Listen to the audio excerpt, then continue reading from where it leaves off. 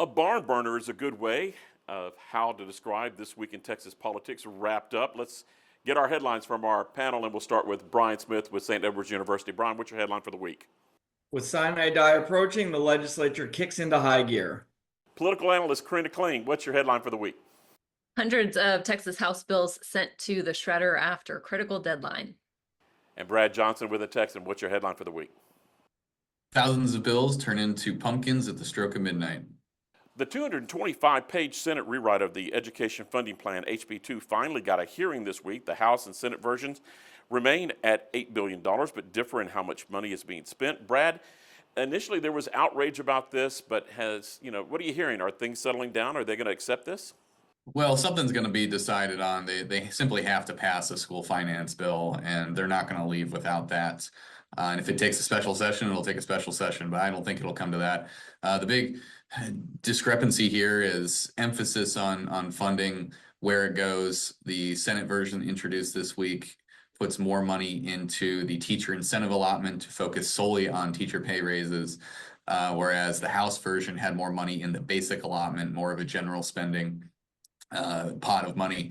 And there's a lot of rural R's who are angry about this, and they're very upset because they went out on a limb and supported the Greg Abbott's ESA program as part of a deal. And part of that deal was the House's version of school finance. And now we're seeing that kind of shifting, possibly. We'll see if the House digs its heels in on it. But, the deal they went out on a limb on this, and now it's kind of biting them in the butt. Yeah, Karina, it's a big gamble to make such a radical change late, but it's been done before. Sure. And I mean, just stemming off of what Brad was saying, this was pitched as passing in tandem with school vouchers, and it's been weeks since that priority was passed. The governor's signed vouchers into law. So there's been a lot of outrage just on the timing of this and not moving forward the process in tandem with each other. But, as Brad was saying, it's really coming down to the differences between the Senate version and that basic allotment, about $55 that the Senate version would raise it versus the 100 that the House initially had in there. And a lot of the school districts just upset about that because it gives them more of that general pot of money. It gives them more flexibility and ways to spend it and ways to spend it individually at their different districts and campuses. And so, it seems like Speaker Burrows has kind of signed off on what the Senate's doing. I assume and believe that a lot of the House members are not going to be very happy with this. So they're going to have to hash this out in these final few weeks, and we'll see what comes out at the end of all of this. Of course, state lawmakers didn't get the job done in the previous session. Brian, is this bill too big to fail? It is too big to fail. The legislature needs to pass school funding every session, and so they're going to pass something that's passable. And it might not be the best bill, it might not be a perfect bill, but it'll be something that'll go into law. And if they don't, then only the Republicans are to blame. Critics will say, and rightly so, that they failed on their top priority at the expense of Abbott's pet project. So something will get passed. We will see some kind of middle ground between the House and Senate, but it leaves this issue on the table again, as it always does, for 2027. There was another education rewrite that happened this week. A bill moved forward to end STAAR testing and replace it with another exam. Karina, there was a lot of cheering going on a lot of school campuses when they were hearing that STAAR was going to end. But, the devil's in the details. They got to rewrite something. Sure. I mean, there's been ongoing complaints over the STAAR tests for years. This isn't something new this session. And House Bill 4 would make the test shorter, base the scores on how students' performance compares to national averages. I think the latter is not what the Senate is proposing, among other differences. So there's still a lot of work to do out there between the two chambers. But I mean, some kind of overhaul is inevitable, and this is something that both chambers are pushing for. So we'll kind of see how the details get worked out again in these conference committees. But again, time's ticking. Yeah, Brad, the thing that I heard a lot on the debate was shorter test, so doing it shorter and smarter, right? Yeah, that's the emphasis of the House plan. And like Karina said, who knows where the Senate's going to fall on this, although they'll fall on reforming it in some form or fashion. I think it is notable to say that the House's version passed with almost unanimous support. Only one individual, Representative Brian Harrison, voted against the bill. And you had Republicans and Democrats united in opposition to the STAAR plan. If you look at the bill author laying it out, Chairman Buckley, you had Austin Democrat Gina Hinojosa standing behind him the entire time. So this is a very bipartisan bill, and everybody hates the STAAR test, and it's going to go down in a blaze of fury. Yeah, people hate the STAAR test, but people also are hating the price tag, like $200 million. Brian, is that the thing that could gum up this whole thing, the cost of this rewrite? Well, again, Texas was due for a new test or at least a rebrand. I mean, we've had the TABS test, TEAMS test, tax test, and now STAAR. No one liked any of them. We know that accountability and assessment are not going away. It's federally required for Title I money. So the cost, I don't think, is the real issue. I think it's just finding that test that's actually going to hold teachers and schools accountable, assess what students are learning, measure learning actually better, and just be less stressful for teachers, parents, and students. And hopefully they can do that. And I don't think the cost is really the problem as much as the way that the STAAR test never rubbed anybody the right way. Other notable shutdown bills this week included a ban on gun buyback programs and a late arrival SB 3070 that cleared the Senate and, if approved by the House, could close down the Lottery Commission. Brian, the Senate bills move that moves the game to a new agency, and that avoids a possible public pushback situation, don't you think? Oh, yeah. If you have an agency that's in trouble, sometimes one of the smartest things to do is bury it within an existing agency. And if you put it in with licensing, the licensing agency, you're in there with like midwives and barbers and speech therapists and a hodgepodge of other industries. It'll take away the independence and visibility, but any negative publicity won't escape out of that level and then be a drag on the government. And for people in terms of pushback, as long as we can play Powerball, get our scratch offs, and get paid, we'll be happy. You know, it comes up, Brad, for sunset review in 2 years, so that's, it's still not out of the woods.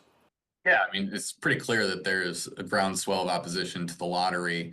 This Bob Hall bill seems to be an attempt to obviously not kill it entirely, but to set it up for maybe just expiration in 2 years. It is notable there's quite a big behind the scenes lobby fight on this with some big players. And one thing Bob Hall's bill does is essentially void the current contract for the company that's currently running the lottery logistically and open it back up for rebidding. That's something to watch down the road. Could this end up at a courtroom, Karina? I mean, we'll see on that. I'm not a attorney, and I don't pretend to play one on TV. I'll always couch it with that. But I mean, I think, again, just going back to rein it in, reform it, and see what you can do in the next 2 years, and then revisit this. And maybe that's the compromise that people are willing to make at this point, as opposed to just shutting it down. As Brian was saying, it's a popular thing in Texas, and some can't argue with the money that it's bringing in for education and veterans. And so I think that at the end of the day, we're going to see some kind of reform, reining it in a bit, see how that works out, and revisit it. All right, let's take a moment, pause, and remember all those bills that died at midnight Thursday night. And there were a lot.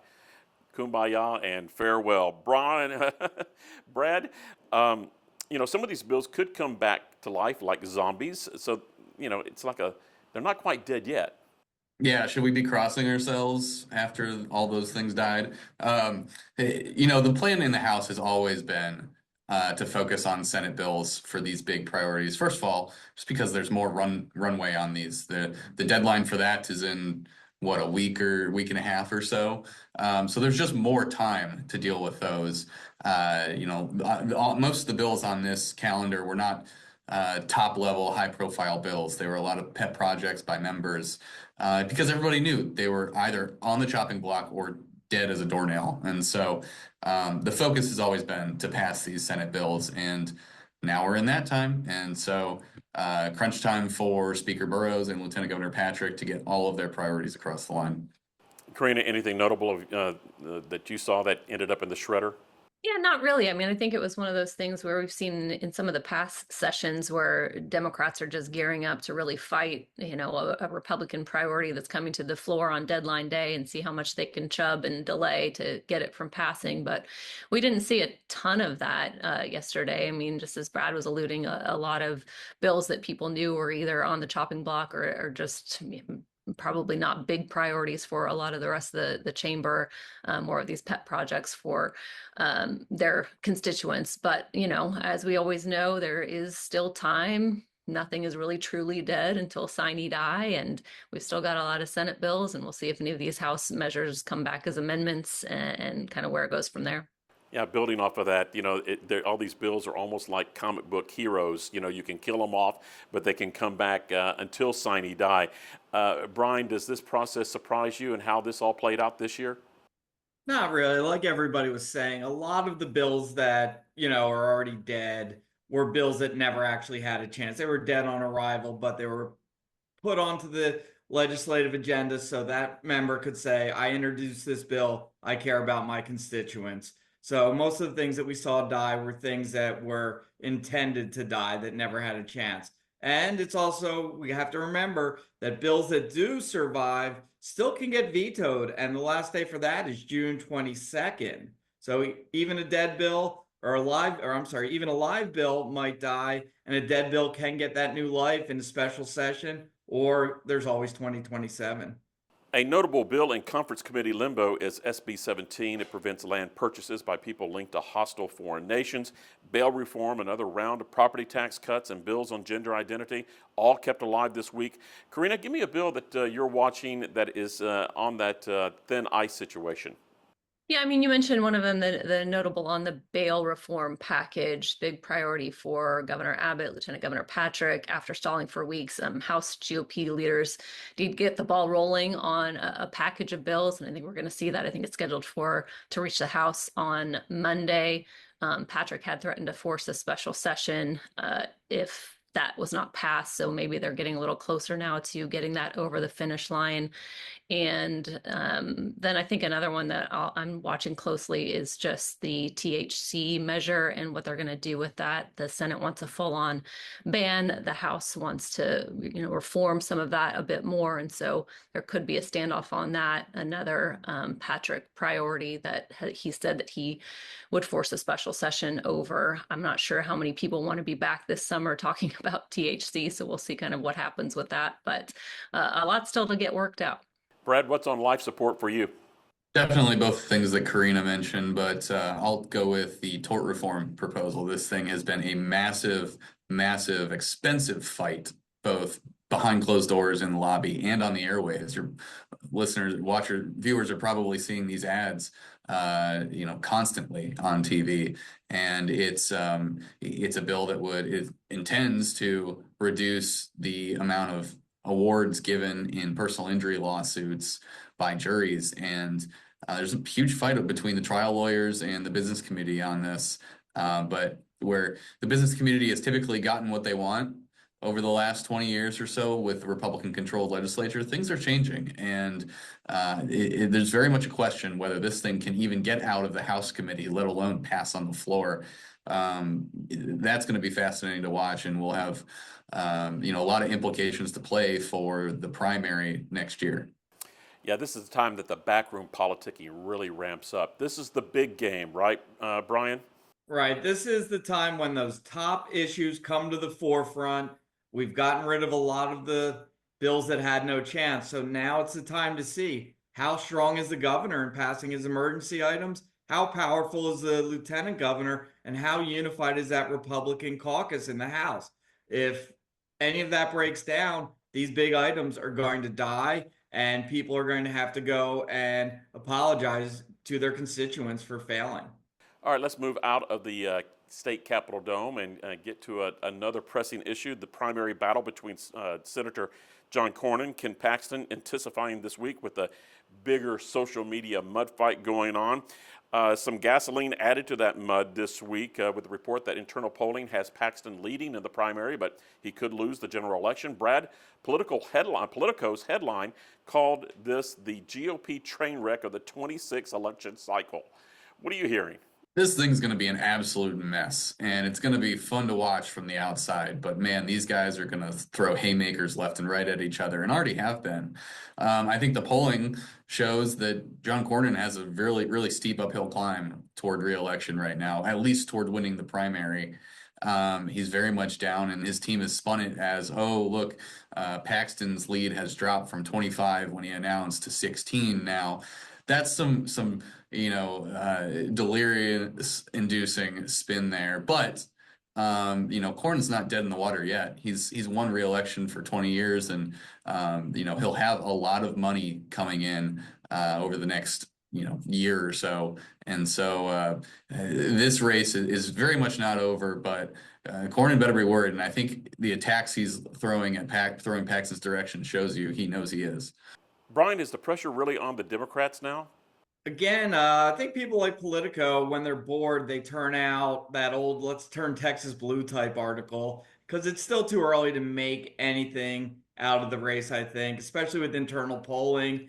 Campaigns never report out bad numbers. They're administered through, like a mother's eyes that kind of use leading questions. And the whole hope is getting attention and fundraising. So from that perspective, I wouldn't make too much out from the Republican side, but the Democrats, their biggest problem still is this: Cornyn and Paxton are somebodies. Democrats have nobodies. They have nobody who can run right now who's going to be able to defeat them. A hypothetical Democrat, maybe, but there's no such thing as a hypothetical candidate. We're talking about real people, and the Democratic bench is empty.